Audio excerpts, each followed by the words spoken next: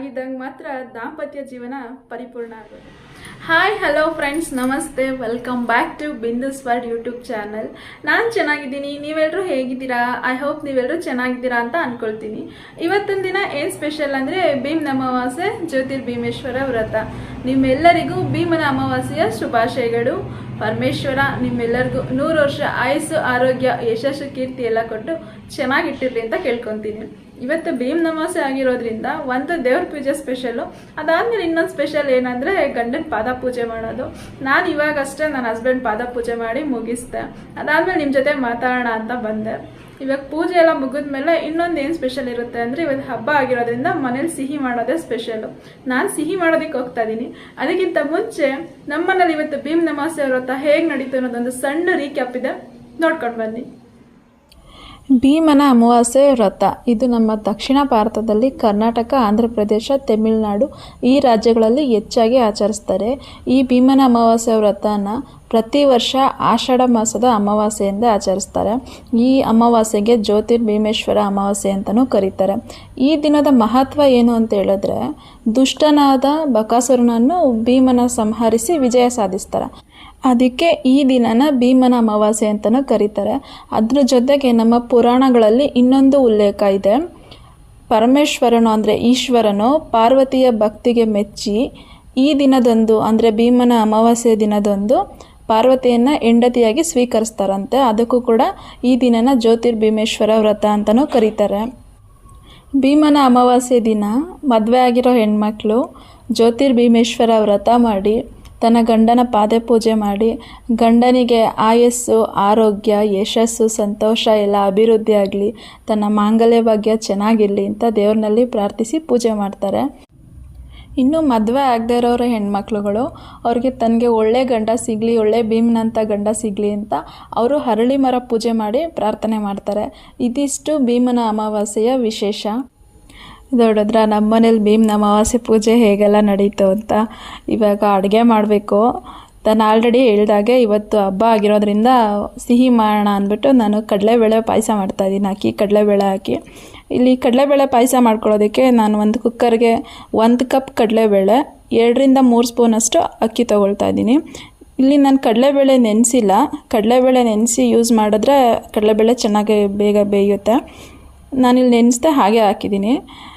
ನಾನಿಲ್ಲಿ ಕಡಲೆಬೇಳೆ ಮತ್ತು ಅಕ್ಕಿನ 2ರಿಂದ 3 ಸತಿ ಚೆನ್ನಾಗಿ ತೊಳ್ಕೊತಾ ಇದ್ದೀನಿ. ನಾನಿಲ್ಲಿ 1 ಕಪ್ ಕಡಲೆಬೇಳೆ ತೊಗೊಂಡಿರೋದ್ರಿಂದ 3 ಕಪ್ಪಷ್ಟು ನೀರು, 3 ಅಳತೆ ಅಷ್ಟು ನಾನು ನೀರು ಹಾಕ್ಕೊತಾ ಇದ್ದೀನಿ. ಕುಕ್ಕರಲ್ಲಿ ಬೇಯಿಸೋದ್ರಿಂದ ನಾವು ಕಡಲೆಬೇಳೆ ನೆನೆಸ್ದೇ ಇರೋದ್ರಿಂದ ಜಾಸ್ತಿ ವಿಜಿಲ್ನ ಕೂಗಿಸ್ಬೇಕಾಗಿರುತ್ತೆ. ಅದಕ್ಕೆ ನಾನಿಲ್ಲಿ 3 ಕಪ್ ನೀರು ಹಾಕ್ಕೊತಾ ಇದ್ದೀನಿ. ನೆಕ್ಸ್ಟ್ ಇವಾಗ ಕಡಲೆಬೇಳೆ ಬೇಯೋದಕ್ಕೆ ಇಟ್ಕೋಬೇಕು. ನಾನಿಲ್ಲಿ ಸ್ಟವ್ ಹಚ್ಚಿ ಏನು ಕಡಲೆಬೇಳೆ ನೀರು ಇಟ್ಕೊಂಡಿದ್ದೀನಿ ಕುಕ್ಕರಲ್ಲಿ, ಅದನ್ನ ಇಟ್ಕೊಂಡು ಕುಕ್ಕರ್ ಕ್ಲೋಸ್ ಮಾಡಿ ನಾನಿಲ್ಲಿ 7ರಿಂದ 8 ವಿಜಿಲ್ ತೊಗೊತಾ ಇದ್ದೀನಿ. ನಾನು ಮೊದಲೇ ಹೇಳಿದಾಗೆ ಕಡಲೆಬೇಳೆ ನೆನೆಸಿಲ್ಲ.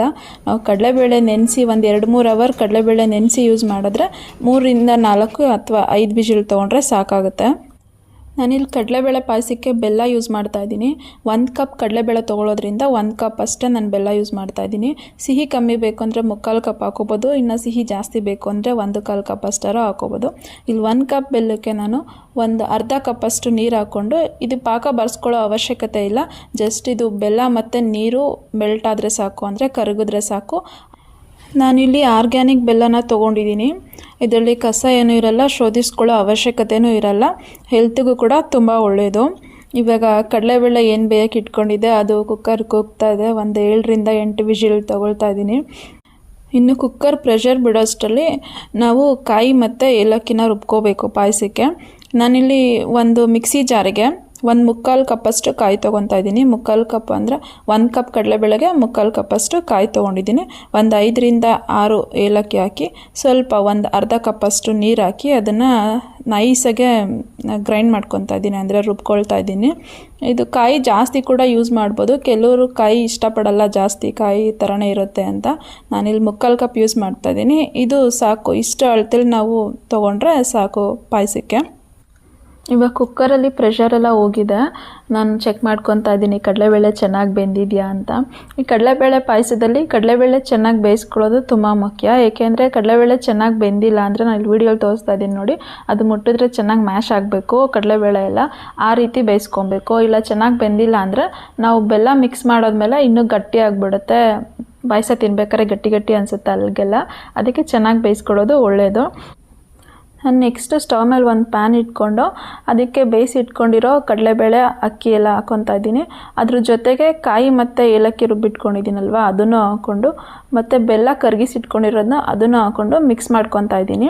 ನಾವು ಈ ಪಾಯಸಕ್ಕೆ ಮೊದಲೇ ನಾವು ಜಾಸ್ತಿ ನೀರು ಯೂಸ್ ಮಾಡ್ಕೋಬಾರ್ದು, ಬೆಲ್ಲ ಪಾಕಕ್ಕಾಗಲಿ ಅಥವಾ ಕಾಯಿ ರುಬ್ಬೋದಕ್ಕಾಗಲಿ, ಏಕೆಂದರೆ ಪಾಯಸ ತೆಳು ಆಗಿಬಿಡುತ್ತೆ. ನಾವು ಮೊದಲು ಮಿಕ್ಸ್ ಮಾಡ್ಕೊಂಡು ಎಲ್ಲ ಮಿಕ್ಸ್ ಮಾಡಿ ಕನ್ಸಿಸ್ಟೆನ್ಸಿ ಎಷ್ಟು ಬೇಕು ಅಂತ ನೋಡಿ ಆಮೇಲೆ ನಾವು ನೀರು ಹಾಕ್ಕೊಂಡು ಹೆಚ್ಚಿಸ್ಕೋಬೋದು. ಈ ಕಡಲೆಬೇಳೆ ಪಾಯಸನ ಜಾಸ್ತಿ ಕುದಿಸ್ಕೊಳ್ಳೋ ಅವಶ್ಯಕತೆ ಇಲ್ಲ. ಒಂದು 10 ನಿಮಿಷ ಲಿಡ್ ಕ್ಲೋಸ್ ಮಾಡಿ ಮೀಡಿಯಮ್ ಫ್ಲೇಮಲ್ಲಿ ಇಟ್ಕೊಂಡ್ರೆ ಸಾಕು, ಪಾಯಸ ರೆಡಿ ಆಗುತ್ತೆ. ನಾನು ಇನ್ನೊಂದು ಕಡೆ ಸ್ಟವ್ ಮೇಲೆ ಪಾಯಸಕ್ಕೆ ಬೇಕಾಗಿರೋ ದ್ರಾಕ್ಷಿ ಗೋಡಂಬಿನೆಲ್ಲ ತುಪ್ಪದಲ್ಲಿ ಹುರ್ಕೋಬೇಕು ಅಂತ ಸ್ಟವ್ ಹಚ್ಕೊಂಡು ಸ್ಟವ್ ಮೇಲೆ ಒಂದು ಚಿಕ್ಕ ಪ್ಯಾನ್ ಇಟ್ಕೊಂಡು ಅದಕ್ಕೆ 2-3 ಸ್ಪೂನಷ್ಟು ತುಪ್ಪ ಹಾಕ್ಕೊತಾ ಇದ್ದೀನಿ. ಮತ್ತು ಅದಕ್ಕೆ ಒಂದೂವರೆಯಿಂದ 2 ಸ್ಪೂನಷ್ಟು ಗೋಡಂಬಿ, ಸ್ವಲ್ಪ ದ್ರಾಕ್ಷಿ ಹಾಕಿ ಚೆನ್ನಾಗೇ ಹುರಿದಿಟ್ಕೊತಾ ಇದ್ದೀನಿ. ಈ ಪಾಯಸಕ್ಕೆ ಜಾಸ್ತಿ ತುಪ್ಪ ಹಾಕೋ ಅವಶ್ಯಕತೆ ಇಲ್ಲ, ಸ್ವಲ್ಪ ತುಪ್ಪ ಹಾಕಿ ನೀವು ಮಾಡಿಕೊಂಡ್ರು ಪಾಯಸ ತುಂಬ ಚೆನ್ನಾಗೇ ಆಗುತ್ತೆ. ಈ ಕಡಲೆಬೇಳೆ ಪಾಯಸನ ಈಸಿಯಾಗಿ ಕ್ವಿಕ್ಕಾಗಿ ಮಾಡ್ಕೋಬೋದು, ಟೇಸ್ಟ್ ಕೂಡ ತುಂಬ ಚೆನ್ನಾಗಿರುತ್ತೆ. ಶಾವಿಗೆ ಪಾಯಸ ಮತ್ತು ರವೆ ಪಾಯಸ ತಿಂದು ಬೇರೆ ಥರ ಏನಾರ ಟೇಸ್ಟ್ ಬೇಕು ಅನಿಸ್ದಾಗ ಈ ಥರ ಟ್ರೈ ಮಾಡಿ ನೋಡಿ, ತುಂಬ ಇಷ್ಟಪಡ್ತೀರಾ. ಇವಾಗ ಇಲ್ಲಿ ಪಾಯಸ ರೆಡಿಯಾಗಿದೆ.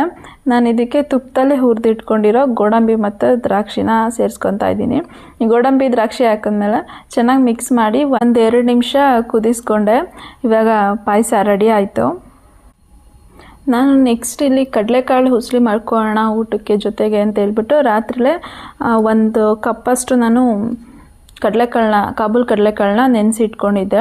ಆ ನೆನೆಸಿಟ್ಕೊಂಡಿರೋ ಕಡಲೆಕಾಳನ್ನ 1-2-3 ಸತಿ ಚೆನ್ನಾಗಿ ತೊಳ್ಕೊಂಡು ಅದನ್ನು ಕುಕ್ಕರ್ಗೆ ಹಾಕ್ಕೊತಾ ಇದ್ದೀನಿ. ಕುಕ್ಕರ್ಗೆ ಹಾಕಿದ್ಮೇಲೆ ಕಡಲೆಕಾಳು ಮುಳುಗೋಷ್ಟು ನೀರು ಹಾಕ್ಕೊಂಡ್ರೆ ಸಾಕು, ಜಾಸ್ತಿ ನೀರು ಹಾಕ್ಕೊಳ್ಳೋ ಅವಶ್ಯಕತೆ ಇಲ್ಲ. ಯಾಕೆ ಅಂತ ಜಾಸ್ತಿ ನೀರು ಹಾಕ್ಕೊಂಡ್ರೆ ನೀರಲ್ಲೇ ಅದು ನಮಗೆ ಪ್ರೋಟೀನ್ ಎಲ್ಲ ಹೋಗ್ಬಿಡುತ್ತೆ. ಅದಾದಮೇಲೆ ಆ ಕಾಳು ಬೇಯಿಸ್ಕೊಳ್ಳೋಕ್ಕೆ ಎಷ್ಟು ಬೇಕೋ ಅಷ್ಟು, ಒಂದು ಅರ್ಧ ಟೀ ಸ್ಪೂನಷ್ಟು ಉಪ್ಪು ಹಾಕ್ಕೊತಾ ಇದ್ದೀನಿ. ಏಕೆಂದರೆ ನಾವು ಒಗ್ಗರಣೆ ಮಾಡ್ಬೇಕಾದ್ರೂ ಕೂಡ ಉಪ್ಪು ಹಾಕ್ಕೊತೀವಿ, ಅದಕ್ಕೆ ಕಾಳು ಬೇಯಿಸೋಕ್ಕೆ ಎಷ್ಟು ಬೇಕೋ ಅಷ್ಟು ಉಪ್ಪು ಹಾಕ್ಕೊಂಡ್ರೆ ಸಾಕು. ಇವಾಗ ನಾನು ಸ್ಟವ್ ಹಚ್ಕೊಂಡು ಕುಕ್ಕರ್ ಇಟ್ಕೊಂಡು ಇದನ್ನು 3 ವಿಷಿಲ್ ಕೂಗಿಸ್ಕೊತಾ ಇದ್ದೀನಿ. ಏಕೆಂದರೆ ನೆನೆಸಿರೋದ್ರಿಂದ 3 ವಿಷಿಲ್ ಕೂಗಿಸ್ಕೊಂಡ್ರೆ ಸಾಕು. ಈ ಕಾಳಿನ ಪಲ್ಯನ ನಾವು ನೆನೆಸದೆ ಮಾಡೋದಕ್ಕಾಗಲ್ಲ. ಇವಾಗ 3 ವಿಷಿಲ್ ಆಯಿತು, ಪ್ರೆಷರ್ ಕೂಡ ಹೋಗಿದೆ. ನಾನಿಲ್ಲಿ ಕಾಳು ಚೆಕ್ ಮಾಡ್ಕೊತಾ ಇದ್ದೀನಿ, ಏಕೆಂದರೆ ಕಾಳು ಚೆನ್ನಾಗಿ ಬಂದಿಲ್ಲ ಅಂದರೆ ಇದು ಡ್ರೈ ಮಾಡೋದ್ರಿಂದ ನಮಗೆ ತಿನ್ನೋದಕ್ಕಾಗಲ್ಲ, ಚೆನ್ನಾಗಿರಲ್ಲ. ನೋಡಿ ಮುಟ್ಟಿದಾಗ ಈ ಥರ ಮ್ಯಾಶ್ ಆಗಬೇಕು ಕಾಳು ಚೆನ್ನಾಗೆ. ಇವಾಗ ಕಾಳು ಚೆನ್ನಾಗಿ ಬಂದಿದೆ. ನಾನು ಕಾಳಲ್ಲಿರೋ ನೀರನ್ನೆಲ್ಲ ಶೋಧಿಸ್ಕೊತಾ ಇದ್ದೀನಿ. ನಾವು ಒಗ್ಗರಣೆಗೆ ರೆಡಿ ಮಾಡ್ಕೊಳ್ಳೋಷ್ಟರಲ್ಲಿ ಕಾಳಲ್ಲಿರೋ ನೀರೆಲ್ಲ ಸೋರಲಿ ಅಂತ.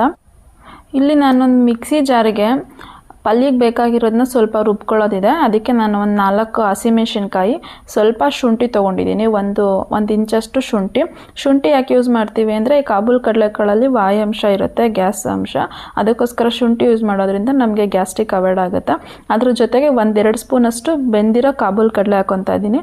ಅದ್ರ ಜೊತೆಗೆ 4 ಸ್ಪೂನಷ್ಟು ನಾನು ತೆಂಗಿನಕಾಯಿ ತುರಿ ಹಾಕ್ಕೊಂಡು, ಸ್ವಲ್ಪ ಅರಿಶಿನ, ಮತ್ತು ನಾವು ಕಾಳು ಬೇಯಿಸೋದಕ್ಕೆ ಮೊದಲೇ ನಾವು ಉಪ್ಪು ಹಾಕ್ಕೊಂಡಿರ್ತೀವಿ, ಇನ್ನೊಂದು ಸ್ವಲ್ಪ ಉಪ್ಪು ಹಾಕ್ಕೊಂಡ್ರೆ ಸಾಕು. ಅಂದರೆ ಆ ಮಸಾಲೆಗೆ ಎಷ್ಟು ಉಪ್ಪು ಬೇಕೋ ಅಷ್ಟು ಉಪ್ಪು ಹಾಕ್ಕೊಂಡು ಸಾಕು. ಇಷ್ಟ ಮಾಡಿಕೊಂಡು ನಾನಿಲ್ಲಿ ಗ್ರೈಂಡ್ ಮಾಡ್ಕೊತಾ ಇದ್ದೀನಿ. ಇದಕ್ಕೆ ನೀರು ಆ್ಯಡ್ ಮಾಡ್ಕೊಳ್ಳೋಂಗಿಲ್ಲ, ತರಿ ಹಾಗೆ ಇರಬೇಕು. ಏಕೆಂದರೆ ಪಲ್ಯ ಆಗಿರೋದ್ರಿಂದ ನೀರು ಹಾಕ್ಬಿಟ್ರೆ ಅದು ಚಟ್ನಿ ಥರ ಆಗಿಬಿಡುತ್ತೆ. ತರಿಯಾಗಿ ರುಬ್ಕೊಂಡ್ರೆ ಸಾಕು. ನಾನಿಲ್ಲಿ ಪಲ್ಯ ಒಗ್ಗರಣೆ ಮಾಡ್ಕೊಳ್ಳೋದಕ್ಕೆ ಸ್ಟವ್ ಹಚ್ಕೊಂಡು ಸ್ಟವ್ ಮೇಲೆ ಒಂದು ಬಾಣಲಿ ಇಟ್ಕೊಂಡಿದ್ದೀನಿ. ಅದಾದಮೇಲೆ ಒಂದು ಸ್ವಲ್ಪ ಪಲ್ಯಕ್ಕೆ ಎಷ್ಟು ಬೇಕೋ ಅಷ್ಟು ಎಣ್ಣೆ ಹಾಕ್ಕೊಂಡು, ಎಣ್ಣೆ ಕಾದಾದಮೇಲೆ ಒಂದು ಅರ್ಧ ಟೀ ಸ್ಪೂನಷ್ಟು ಸಾಸಿವೆ ಹಾಕ್ಕೊತಾ ಇದ್ದೀನಿ. ಸಾಸಿವೆ ಆದಮೇಲೆ ನಾನು 1 ಚಿಟಿಕೆ ಅಷ್ಟು ಇಂಗು ಯೂಸ್ ಮಾಡ್ತಾ ಇದ್ದೀನಿ. ನಾನು ಮೊದಲೇ ಹೇಳಿದಾಗೆ ಕಾಬೂಲ್ ಕಡಲೆಯಲ್ಲಿ ಗ್ಯಾಸ್ ಅಂಶ ಇರುತ್ತೆ, ಅದಕ್ಕೆ ಇಂಗು ಯೂಸ್ ಮಾಡೋದ್ರಿಂದ ಗ್ಯಾಸ್ಟ್ರಿಕ್ ಅವಾಯ್ಡ್ ಆಗುತ್ತೆ. ಅದಾದಮೇಲೆ ಸ್ವಲ್ಪ ಕರ್ಬೇವಿನ ಸೊಪ್ಪು ಹಾಕಿ, ಮತ್ತು ನಾವು ಮಿಕ್ಸಿಲಿ ಗ್ರೈಂಡ್ ಮಾಡಿ ಇಟ್ಕೊಂಡಿದ್ದೀವಲ್ಲ ಪಲ್ಯಕ್ಕೆ ಬೇಕು ಅಂತ, ಅದನ್ನೆಲ್ಲ ಹಾಕ್ಕೊಂಡು 1-2 ನಿಮಿಷ ಬಾಡಿಸ್ಕೊತಾ ಇದ್ದೀನಿ. ಅದರಲ್ಲಿರೋ ಸ್ವಲ್ಪ ಹಸಿ ಅಂಶ ಎಲ್ಲ ಹೋಗಬೇಕು ಅಂತ 1-2 ನಿಮಿಷ ಬಾಡಿಸ್ಕೊಂಡಾದ್ಮೇಲೆ ನಾವೇನು ಬೇಯಿಸ್ಕೊಂಡು ಇಟ್ಕೊಂಡಿದ್ದೀವಿ ಕಾಬೂಲ್ ಕಡಲೆ ಅದನ್ನು ಹಾಕ್ಬಿಟ್ಟು ಅದನ್ನು ಚೆನ್ನಾಗಿ ಮಿಕ್ಸ್ ಮಾಡ್ಕೊತಾ ಇದ್ದೀನಿ.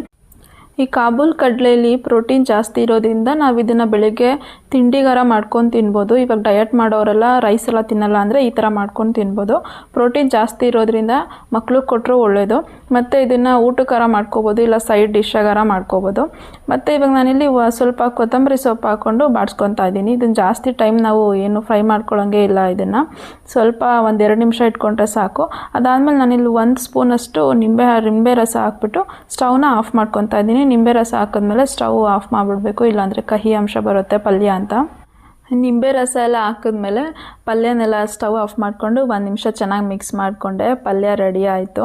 ನಾನಿವತ್ತು ಕಡಲೆಬೇಳೆ ಪಾಯಸ ಮತ್ತು ಕಾಬೂಲ್ ಕಡಲೆ ಉಸ್ಲಿ ಜೊತೆ ಊಟಕ್ಕೆ ರೈಸ್ ಮತ್ತು ಬೇಳೆ ರಸಮ್ ಮಾಡಿದ್ದೆ. ಇನ್ನು ಊಟಕ್ಕೆ ಆಲ್ರೆಡಿ ಟೈಮ್ ಆಗಿತ್ತು ಅಂತ ಊಟ ಎಲ್ಲ ಬಡಿಸ್ಕೊಂಡು ಊಟ ಮಾಡಿಕೊಂಡು ಮುಗಿಸ್ಕೊಂಡ್ವಿ. ನೋಡೋದ್ರಲ್ಲ ಫ್ರೆಂಡ್ಸ್, ಇವತ್ತಿನ ನನ್ನ ದಿನ ಹೇಗೆಲ್ಲ ಇತ್ತು ಅಂತ. ಇವತ್ತು ಭೀಮ್ ಅಮಾವಾಸ್ಯೆ ಆಗಿರೋದ್ರಿಂದ ಸ್ವಲ್ಪ ಸ್ಪೆಷಲ್ ಆಗೇ ಇತ್ತು. ಭೀಮ್ ಅಮಾವಾಸ್ಯೆ ಬಂದು ಗಂಡ ಹೆಂಡತಿಗೆ ಸಂಬಂಧಪಟ್ಟಿರೋದ್ರಿಂದ ಒಂದು ಮಾತು ಹೇಳ್ತೀನಿ. ಬರೀ ತಾಳಿ ಕಟ್ಟಿದ ಮಾತ್ರಕ್ಕೆ ಗಂಡ ಹೆಂಡತಿ ದಾಂಪತ್ಯ ಜೀವನ ಪರಿಪೂರ್ಣ ಆಗೋದಿಲ್ಲ. ಒಬ್ಬರು ಆಸೆ ಕನಸುಗಳಿಗೆ ಒತ್ತಾಸೆ ಆಗಿರಬೇಕು. ಇಬ್ಬರ ಮಧ್ಯೆ ಪರಸ್ಪರ ಪ್ರೀತಿ ಗೌರವ ಅಂತೂ ಸರಿಸಮನಾಗಿರಬೇಕು. ಅದಕ್ಕಿಂತ ಹೆಚ್ಚಾಗಿ ನಂಬಿಕೆ ವಿಶ್ವಾಸ ಅನ್ನೋದು ಗಟ್ಟಿಯಾಗಿರಬೇಕು. ಆಗಿದ್ದಂಗೆ ಮಾತ್ರ ದಾಂಪತ್ಯ ಜೀವನ ಪರಿಪೂರ್ಣ ಆಗೋದು ಅಂತ ಹೇಳ್ತಾ ಇವತ್ತಿನ ಈ ವಿಡಿಯೋನ ಇಲ್ಲಿಗೆ ಎಂಡ್ ಮಾಡ್ತಾ ಇದ್ದೀನಿ. ಈ ವಿಡಿಯೋ ನಿಮ್ಗೆ ಇಷ್ಟ ಆಗಿದ್ರೆ ಲೈಕ್ ಮಾಡಿ, ವಿಡಿಯೋ ಹೇಗಿತ್ತು ಅಂತ ಕಮೆಂಟ್ ಮಾಡಿ, ತಪ್ಪದೆ ಸಬ್ಸ್ಕ್ರೈಬ್ ಕೂಡ ಮಾಡಿ. ಮತ್ತೆ ಮುಂದಿನ ವಿಡಿಯೋದಲ್ಲಿ ಸಿಗೋವರೆಗೂ take care, bye bye. Thank you for watching.